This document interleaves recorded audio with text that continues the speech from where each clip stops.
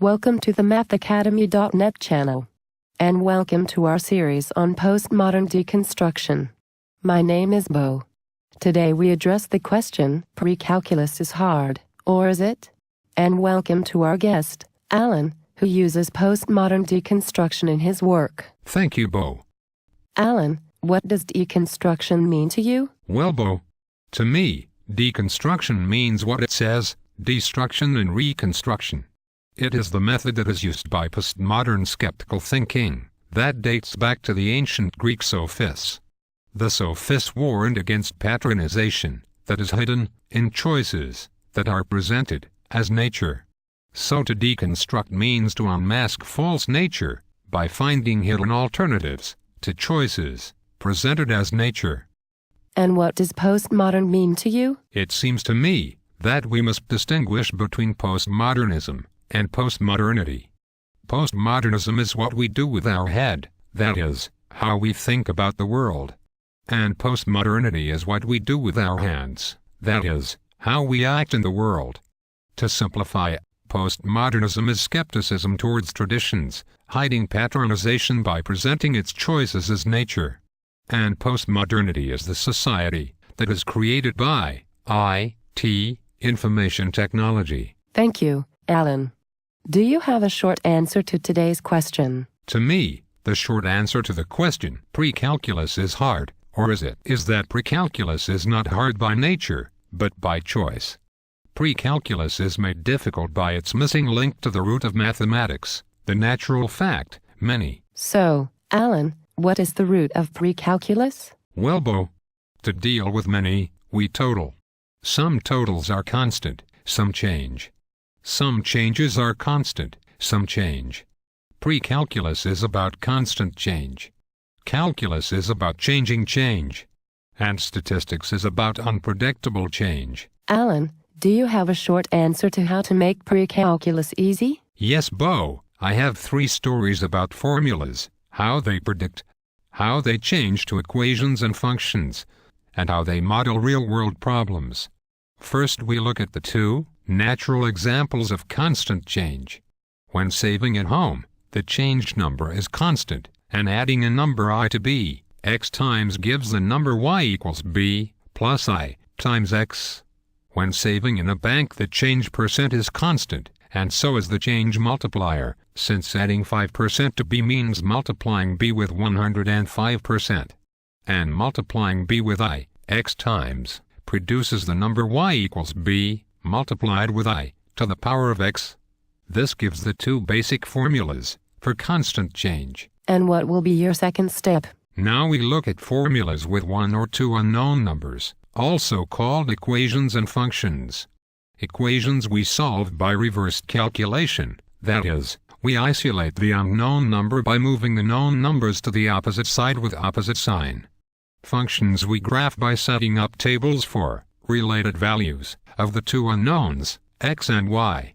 Or we use a cheap graphical calculator as TI-82. Here we simply enter left-hand side as y1 and the right-hand side as y2 and find the unknown by pressing solve 0 equals y1 minus y2, or by finding the intersection between the 2 graphs, which is where the left and right-hand side numbers are equal. And what will your third step be? Finally, to connect mathematics to its root, the natural fact, many, we model real-world tables with formulas by using calculator regression. In this way, real-world problems are solved by cooperation between humans and technology. Humans ask the question and evaluate the answer given by technology. Okay, Alan, now for the details. With many dropouts, what will you do in your first class? Well, Bo, since mathematics is a natural science about many, I will ask the class the question how many. For example, how many fingers is there in this room? Then I will ask the class to write out a total of 456 as we say it, that is as t equals 4 hundreds and 5 tens and 6 ones, which is the same as t equals 4 10 and 5 tens and 6 ones. Now we see that we count by bundling in tens, 10 tens, etc. And we see that all numbers carry units, hundreds, tens, ones.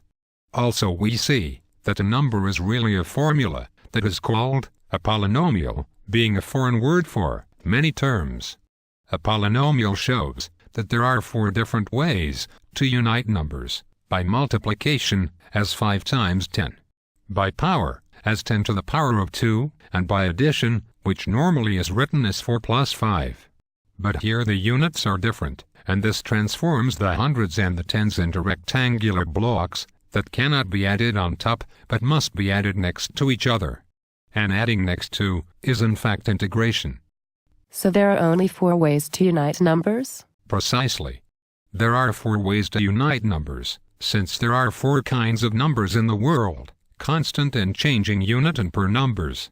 Unit numbers carry single units as meters or seconds, and per numbers carry double units as meter per second or meter per 100 meter, which is percent. So pre-calculus deals with the first 3 ways to unite numbers: addition, multiplication, and power. And calculus deals with the 4th way to unite numbers, which is integration. Are you going to introduce the traditional names, algebra and geometry? Yes, I am. Algebra is the Arabic word for reuniting, that is, uniting single numbers into totals and splitting totals into single numbers. And geometry is the Greek word for earth measuring, which is done by splitting up forms into triangles. And any triangle can be split into 2 right-angled triangles, which can be seen as a rectangle halved by its diagonal. So a right-angled triangle has 3 angles, and the 3 sides, the base, the height, and the diagonal. And the goal of trigonometry is to relate angles and sides with formulas, as sine, cosine, and tangent, expressing one side in percentage of another. Thus sine to angle is the height in percent of the diagonal. And what do you say when a class asks, why learn mathematics? I will point out that we have 2 languages to describe the world: a word language and a number language, and mathematics is really just another word for our number language. The difference is that the word language describes, whereas the number language predicts. Alan, can you please specify? Certainly, Bo. Operations are invented to predict numbers. Thus 3 plus 5 predicts the result of adding 1 to 3, 5 times. And 3 times 5 predicts the result of adding with 3, 5 times. And 3 to the power of 5 predicts the result of multiplying with 3, 5 times. And adding 2 3s and 4 5s next to each other as 8s is predicted by adding the areas, 2 times 3 and 4 times 5. So calculations predict the total, resulting from a uniting process. A formula combines operations. And a graphical calculator is a typewriter for the number language used to set up tables for formulas, and to set up formulas from tables.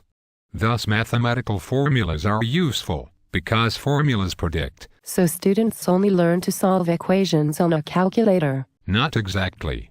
Equations can also be solved by reversed calculation. In a calculation, we can go 2 ways. Going forward we can ask, 2 plus 3 gives what?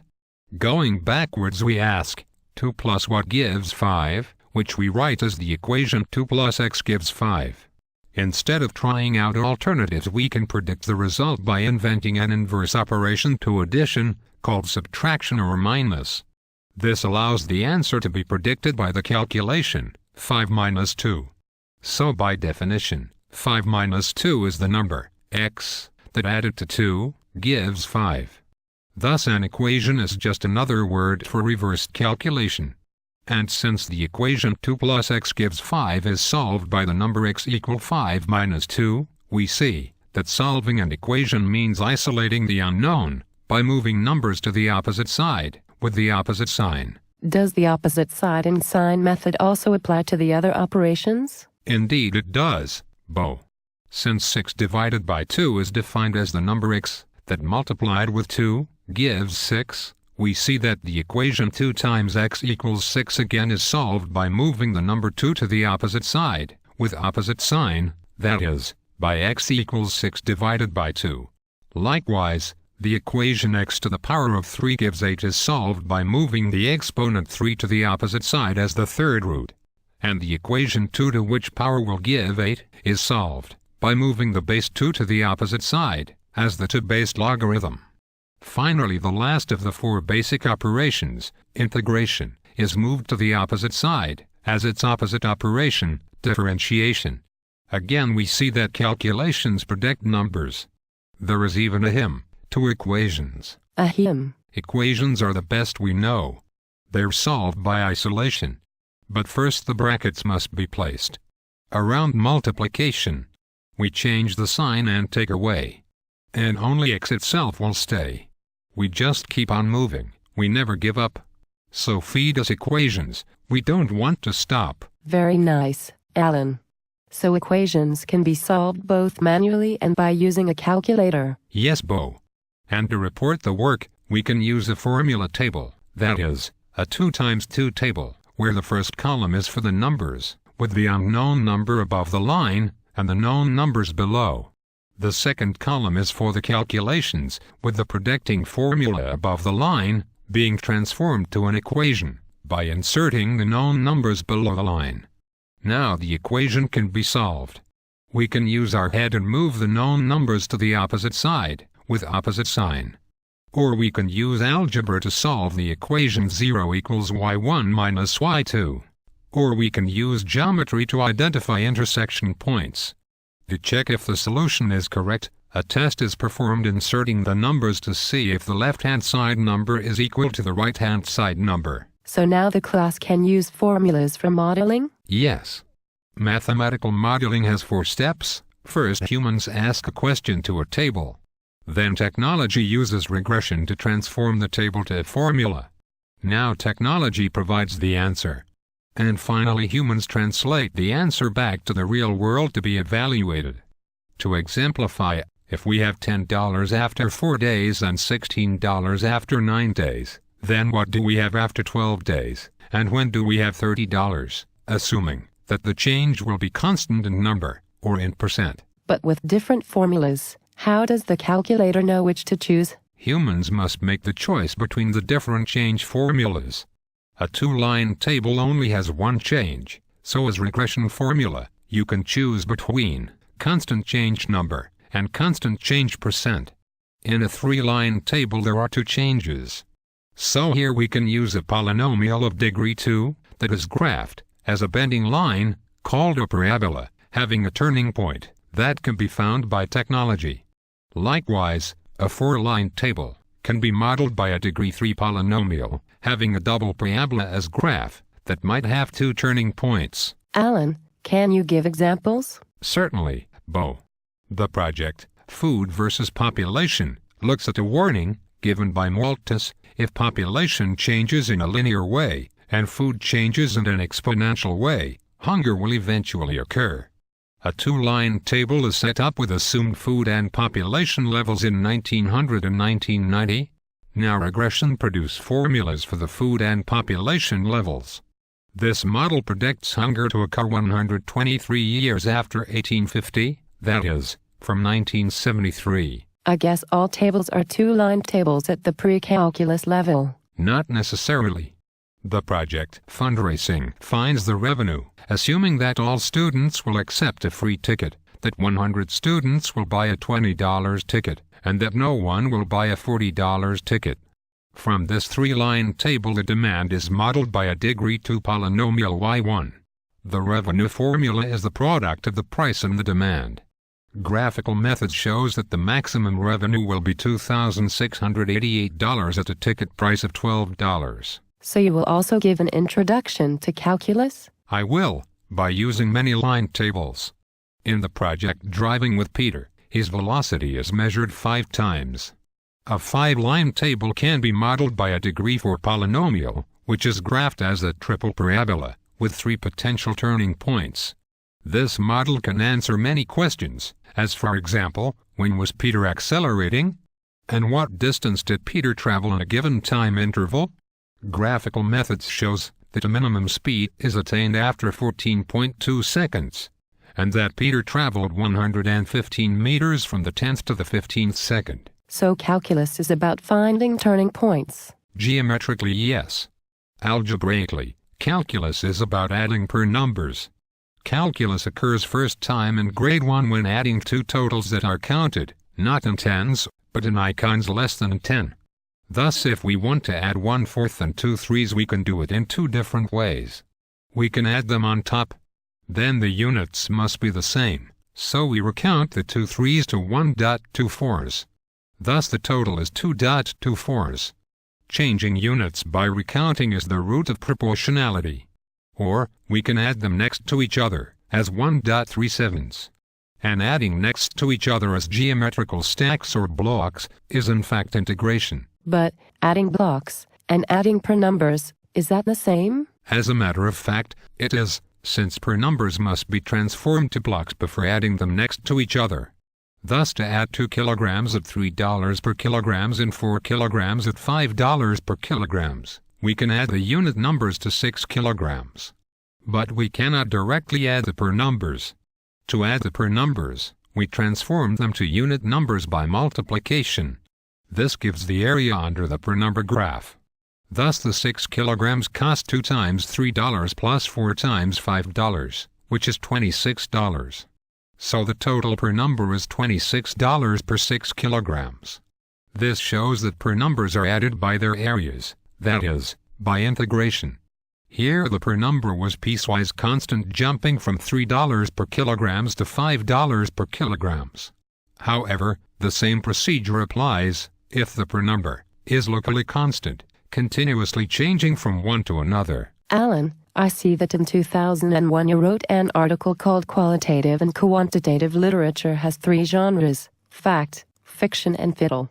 What do you mean by this? Well, Bo, fact models quantify and predict predictable quantities, as for example, what is the area of the walls in this room? In this case, the calculated answer of the model is what is observed. Hence, calculated values from a fact models can be trusted. A fact model can also be called a since-then model, or a room model. Most models from basic science and economy are fact models. And what is a fiction? Fiction models quantify and predict unpredictable quantities, as for example, my debt will soon be paid off at this rate. Fiction models are based upon assumptions, and solutions should be supplemented with predictions based upon alternative assumptions or scenarios. A fiction model can also be called an if-then model, or a rate model. Fiction models occur in basic economy when assuming variables to be constant, or to be predictable by a linear formula. And fiddle models, what is that? Fiddle models quantify and predict unpredictable qualities. Is the risk of this road high enough to cost a bridge? Many risk models are fiddle models.